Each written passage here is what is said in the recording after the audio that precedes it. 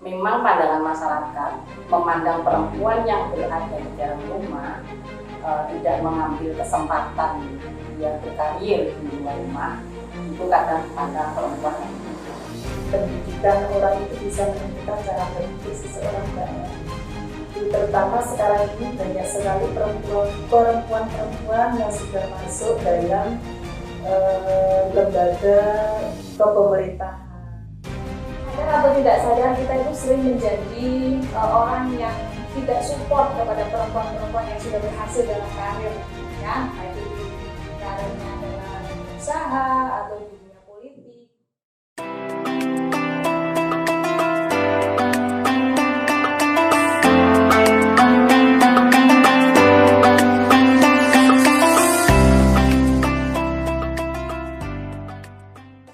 Assalamualaikum warahmatullahi wabarakatuh.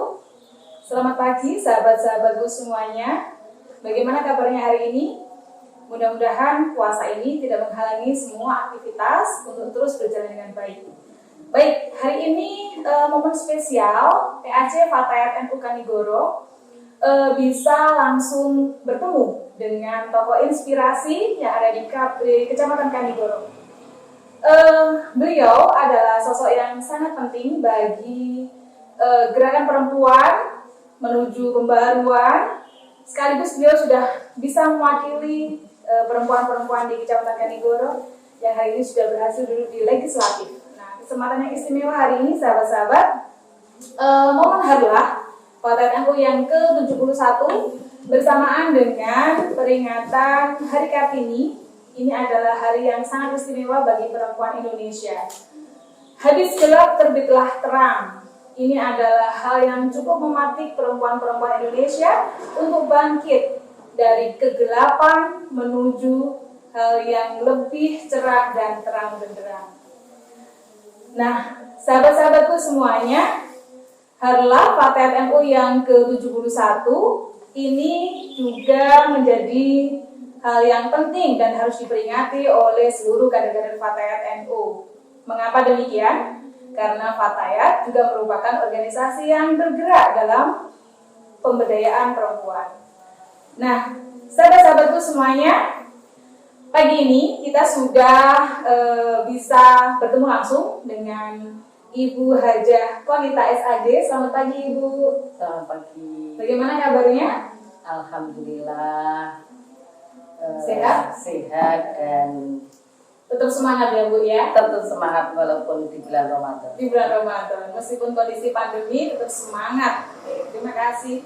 Selanjutnya, ini yang sudah hadir di tengah-tengah kita, Ketua PAC Fatayat NU Kanigoro, sahabat Hurin. Selamat pagi, sahabat Hurin. Pagi. Iya, bagaimana kabarnya, sahabat Hurin? Alhamdulillah sehat dan lancar dalam menjalankan ibadah. Alhamdulillah. Ini kader Fatayat NU sudah terlihat dari beliau ya, sangat semangat dan terus optimis untuk bisa menjalankan ibadah puasa dengan sangat baik. Baik, sahabat-sahabat semuanya, hari ini kita akan mengambil tema Inspiration Day. Jadi momen peringatan Hari Kartini dan juga Harlah Fatayat NU menjadi hal yang penting sehingga perlu kita hadirkan tokoh beliau-beliau berdua ini yang bisa menginspirasi kita sebagai perempuan di Kanigoro dan juga se-Indonesia. Nah, baik, ibu-ibu dan juga sahabat, ini berkaitan dengan pandangan orang ya, yang berbeda-beda tentang perempuan. Menurut Bu Konit ya, perempuan yang berdaya itu menurut pandangan jenengan itu seperti apa ya, Bu ya? Ya, terima kasih. Sebelumnya saya menyampaikan selamat Harlah dulu untuk Fatayat Kecamatan Kanigoro khususnya dan Fatayat seluruh Indonesia. Selamat berharlah yang ke-71. Semoga Fatayat sebagai wadah perempuan untuk beraktualisasi diri senantiasa menjadi wadah yang betul-betul melahirkan perempuan yang berdaya. Atas pertanyaan dari host kita bahwa perempuan berdaya ini diantaranya adalah perempuan yang mampu menggali potensi pada dirinya dan potensi itu bermanfaat untuk dirinya khususnya, untuk keluarga dan masyarakatnya. Baik itu potensi di bidang pendidikan, di bidang politik, kesehatan, dan keterampilan, dan lain-lain.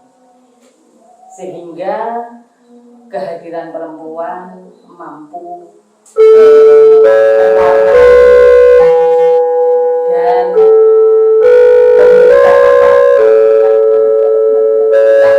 saya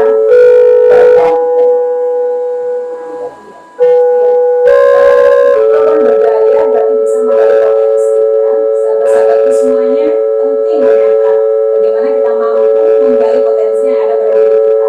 Maka tidaklah mungkin perempuan tak menjadi sangat berdaya bersaing dengan seluruh komunitas dan juga masyarakat.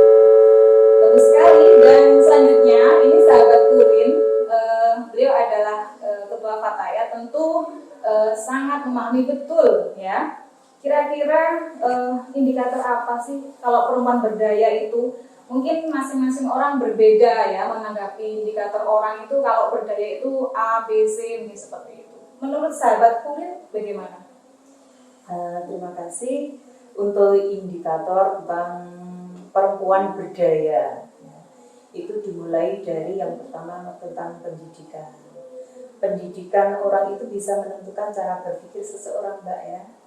Itu terutama sekarang ini banyak sekali perempuan-perempuan yang sudah masuk dalam lembaga kepemerintahan, kemudian masuk dalam lembaga legislatif seperti beliau.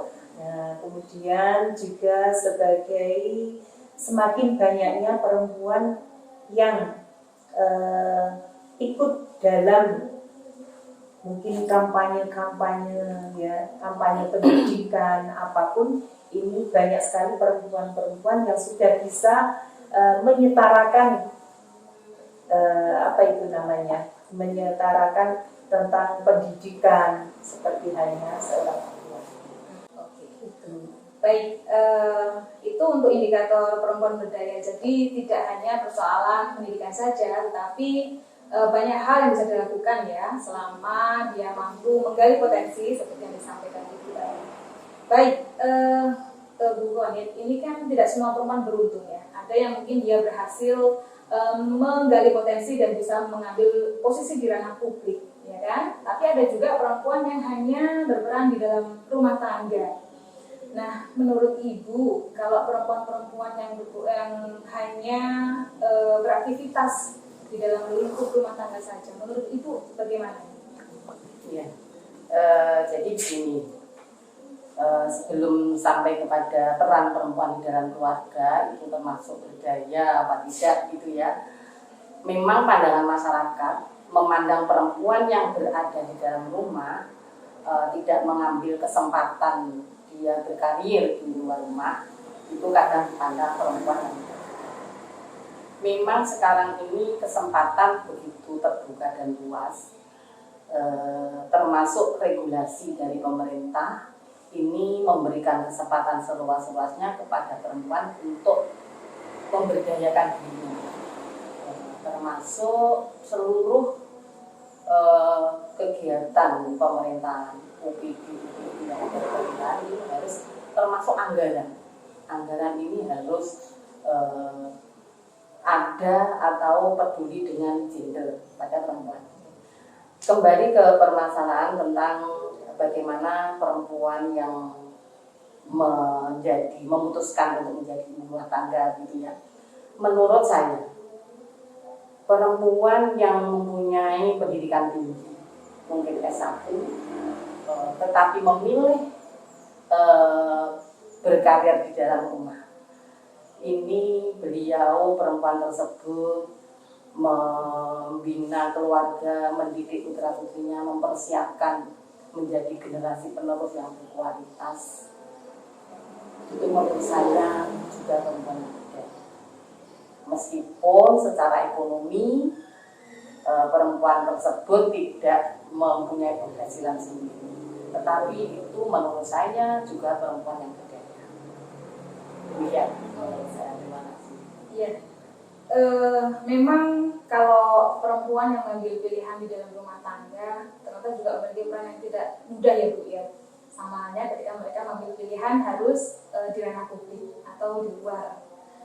Oke, begini, kita itu sering menghadapi kenyataan, Bu sahabat Urin ya.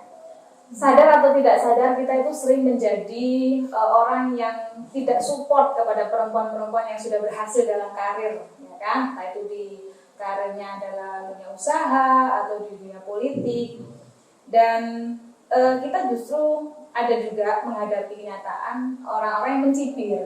Jadi mencibir bagaimana perempuan itu yang sudah berhasil meraih apa yang diimpikan itu menjadi hal yang tidak positif, gitu ya. Dan ini kalau kita menyebutnya istilah Queen Bee Syndrome. Jadi orang perempuan yang berhasil itu dianggap itu karena si A, itu karena suaminya, itu karena teman-temannya. Seperti menurut sahabat ini seperti apa ini? Itu kalau menurut saya tergantung pada pribadi yang menilai. Kalau orang yang menilai itu mempunyai suatu mindset yang baik terhadap orang lain, itu pasti juga akan menilai yang baik. Apapun yang dilakukan orang, ya, kalau kita itu sudah nggak suka dengan orang tersebut, pasti semuanya itu tidak akan berguna.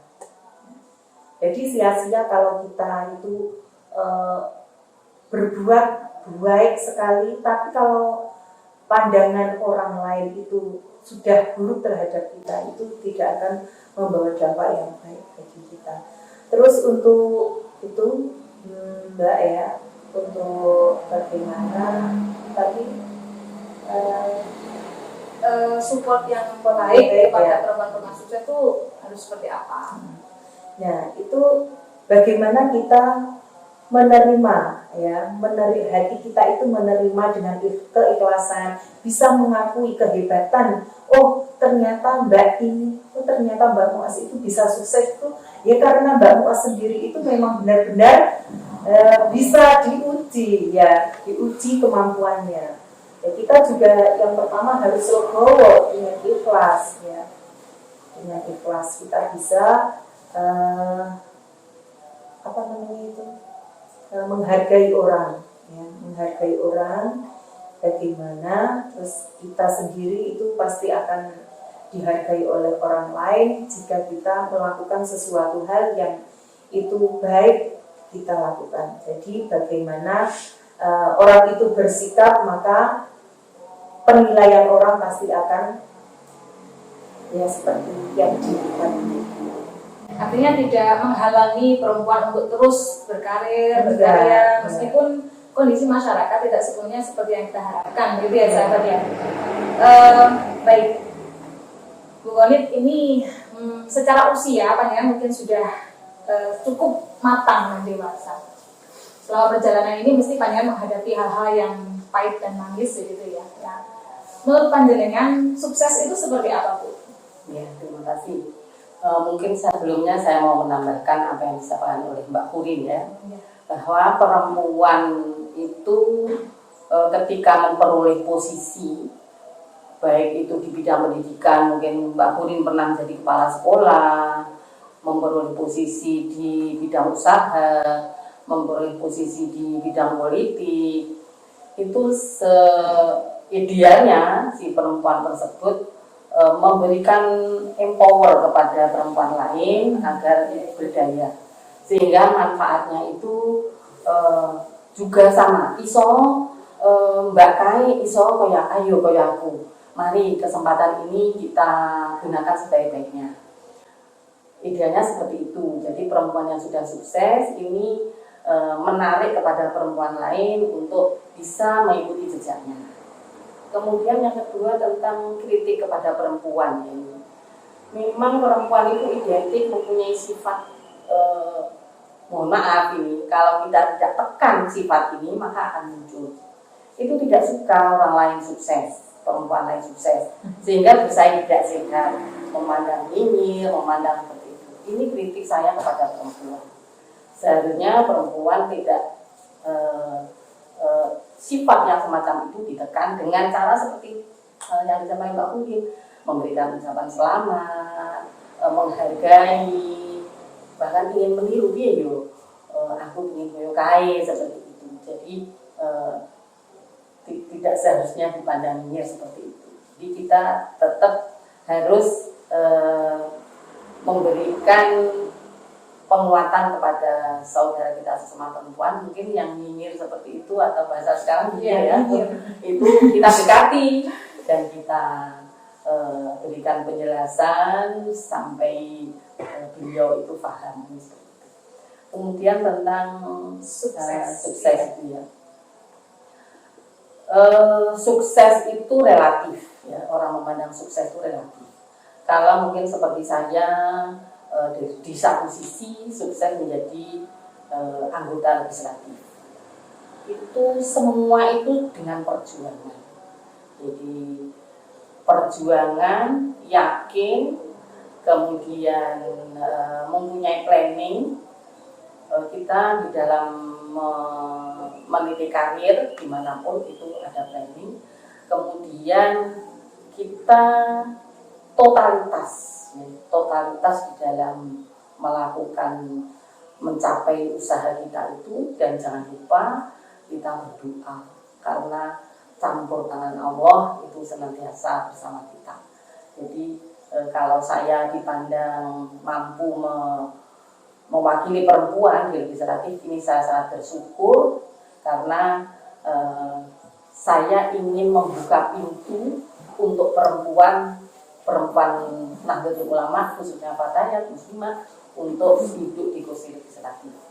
Pintu yang sudah saya buka ini nanti harapan saya diteruskan, jangan sampai tertutup kembali, namun pintu-pintu yang lain ini harapan saya terbuka untuk perempuan.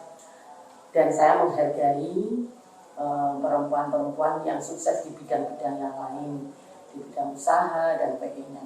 Khusus legislatif ini memang ada perjuangan khusus yang perlu sikap mental dan sebagainya. Jadi harapan saya semoga bermanfaat dan menjadi inspirasi bagi perempuan yang lain untuk memandang politik itu tidak tabu, karena yang foto tidak politik-politikan, kita itu harus gak usah ngurusi politik, tidak seperti itu, jangan. Jadi monggo semua peluang itu sekarang sudah terbuka, dan mohon maaf para pria, ini baik itu suami kita atau itu sekarang sudah welcome dengan kehadiran perempuan, sudah tidak dianggap tidak perlu seperti itu ya. Sehingga saya ingin sering menjelaskan bahwa kehadiran perempuan itu bukan untuk menggeser posisi laki-laki, tetapi untuk melengkapi dan menyempurnakan kehadirannya dimanapun posisinya. Begitu ya. Ini Bun, nambah silakan. Ini calon kader Fatayat yang siap, insya Allah siap menemani Bunda di kursi legislatif yang akan datang. Ini bukan kampanye. Ya bukan ya. Benar-benar sudah teruji.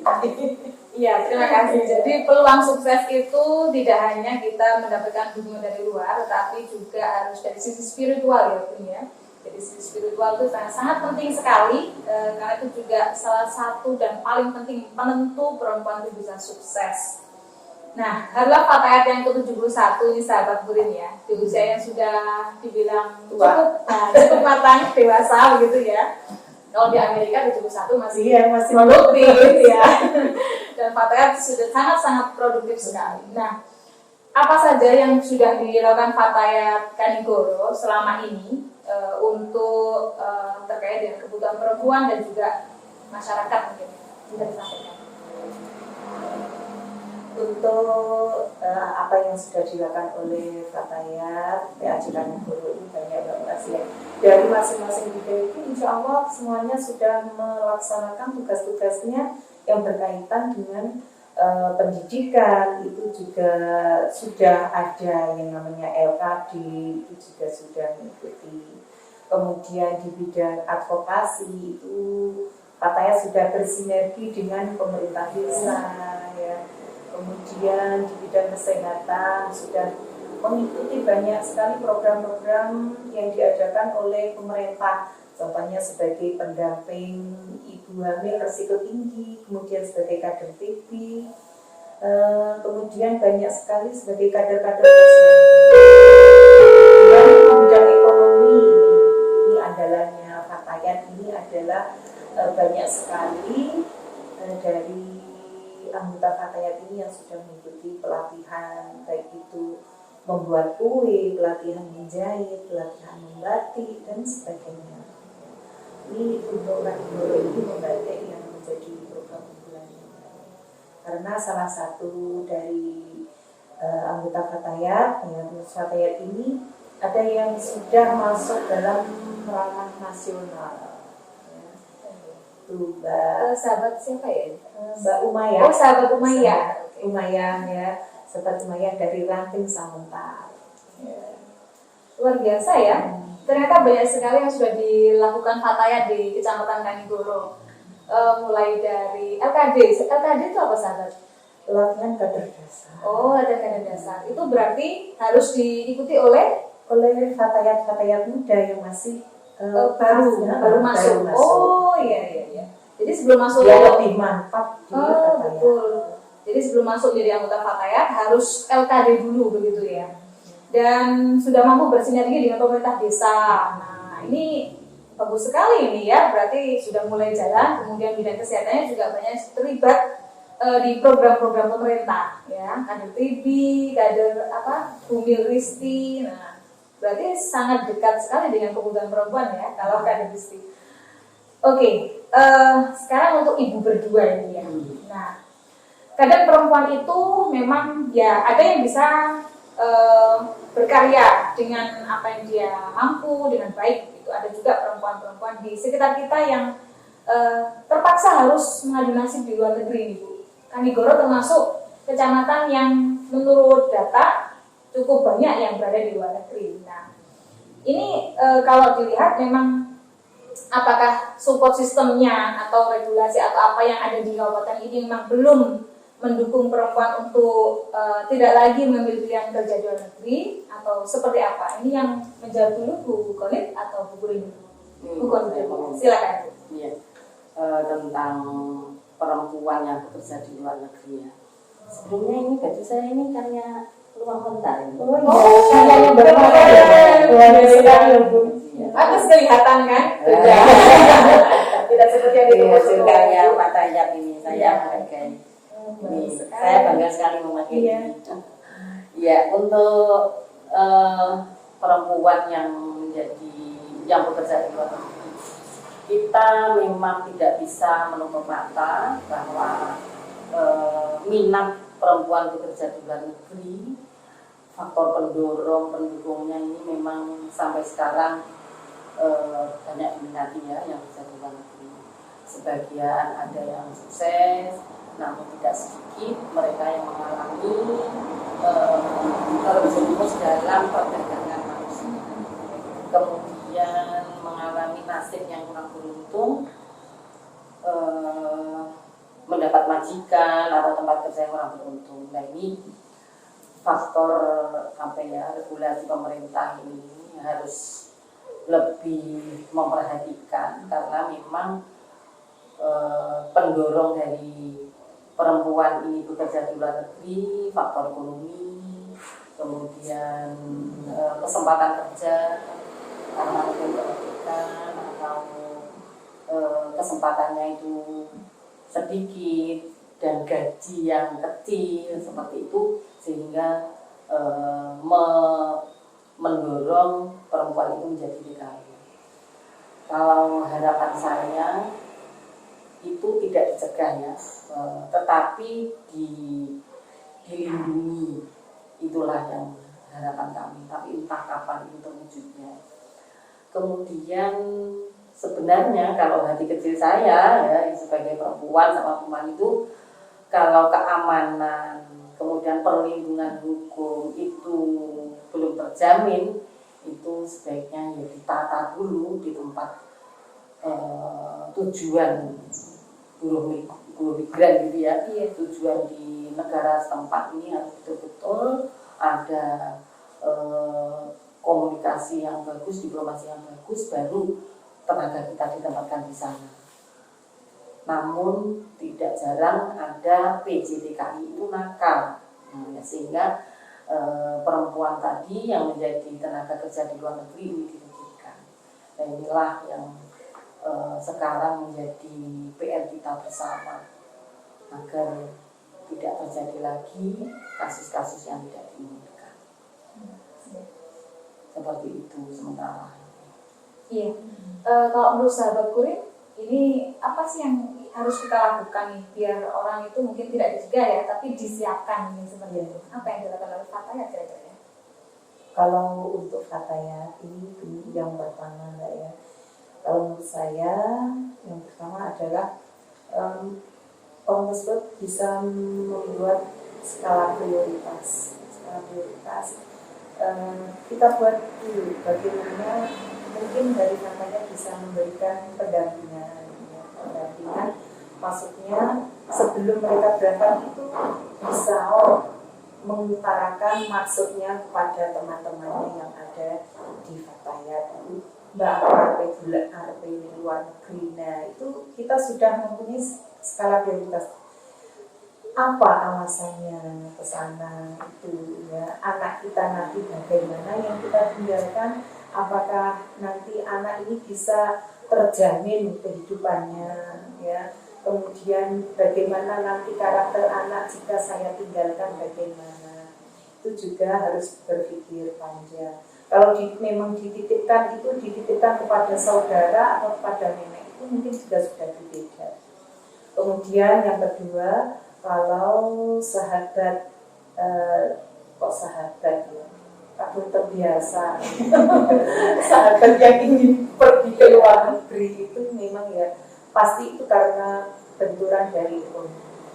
Itu nggak bisa kita untuk mencegahnya, karena kita juga nggak bisa untuk selalu memberi kehidupan untuk mereka ya. Mereka juga pasti ingin pasti niatnya itu adalah untuk membantu dan untuk bagaimana masa depan anak saya.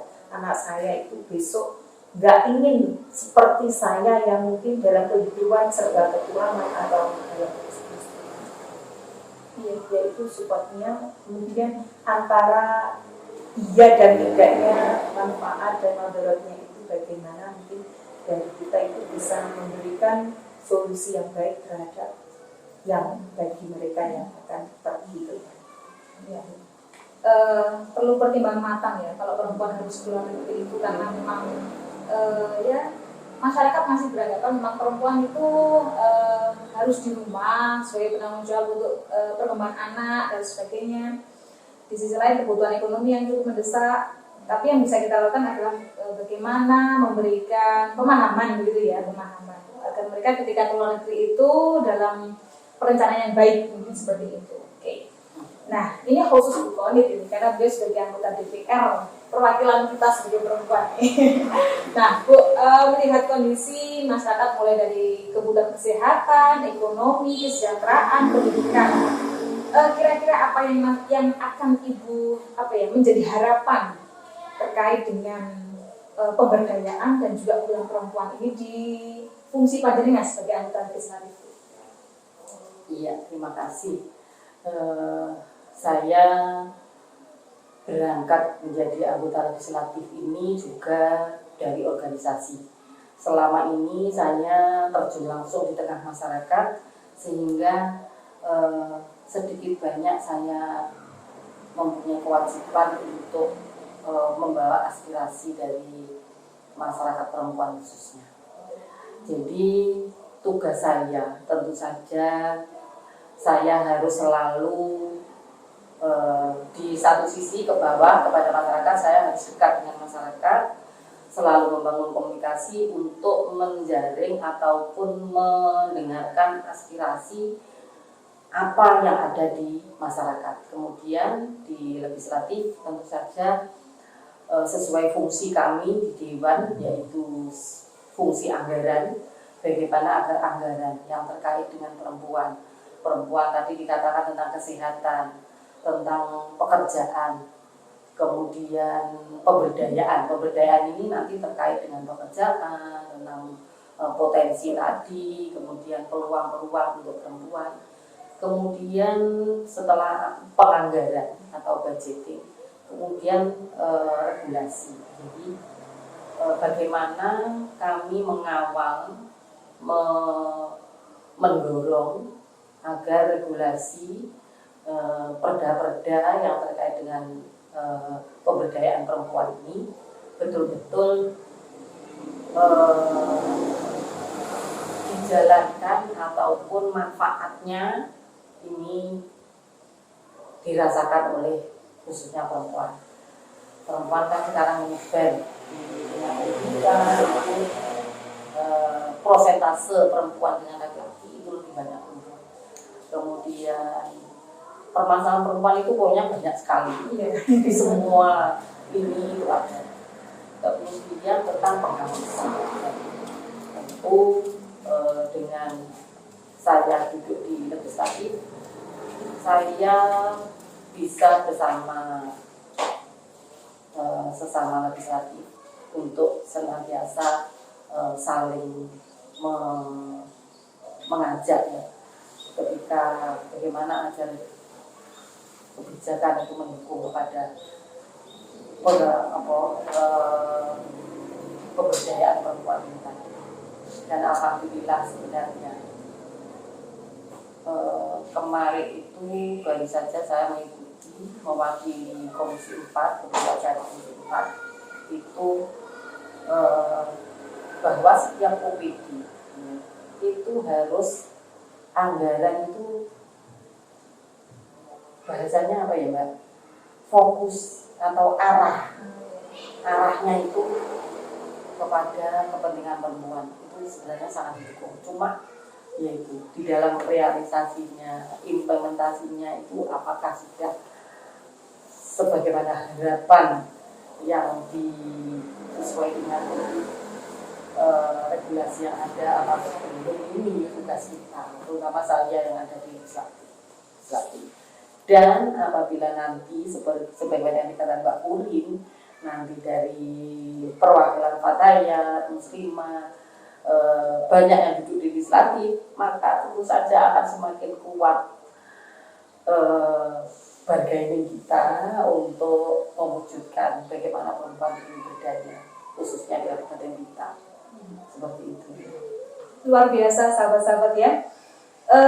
Mungkin memang belum banyak perempuan yang mewakili kita di posisi legislatif, tetapi dengan jawabannya Bu Komit ini menjadi surga telinga.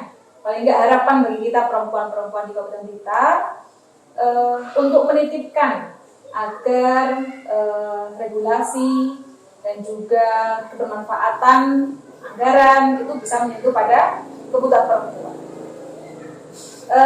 Tidak terasa kita sudah hampir setengah jam berdialog dengan dua tokoh penting di Kecamatan Kanigoro ini.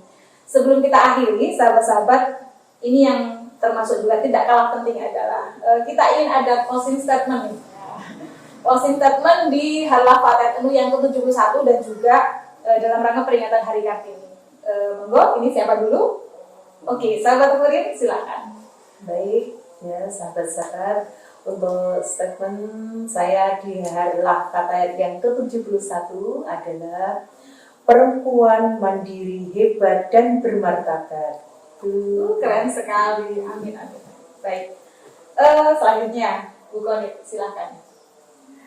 Di hari lahirnya Fatayat ke-71, saya mengajak perempuan, khususnya Fatayat, raih kesempatan di semua bidang untuk berperan lebih aktif semaksimal mungkin dan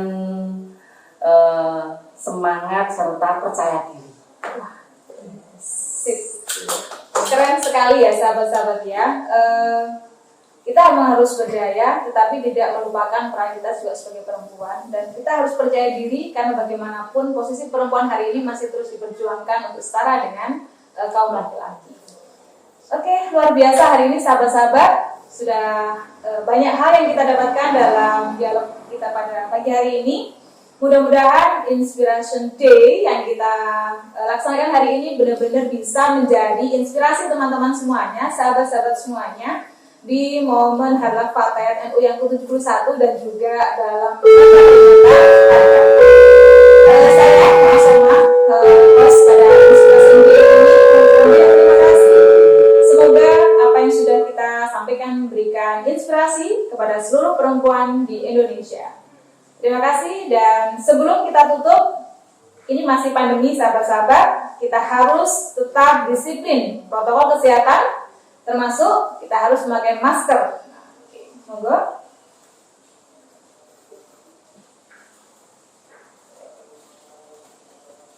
Jangan lupa jaga jarak, menghindari kerumunan, cuci tangan, dan terus bisa menjaga kondisi imun, kemudian dan iman, ya, agar semuanya menjadi aman. Baik, terima kasih. Saya akhiri. Allahumma muwaffiq ila aqwamit thoriq. Wassalamualaikum warahmatullahi wabarakatuh.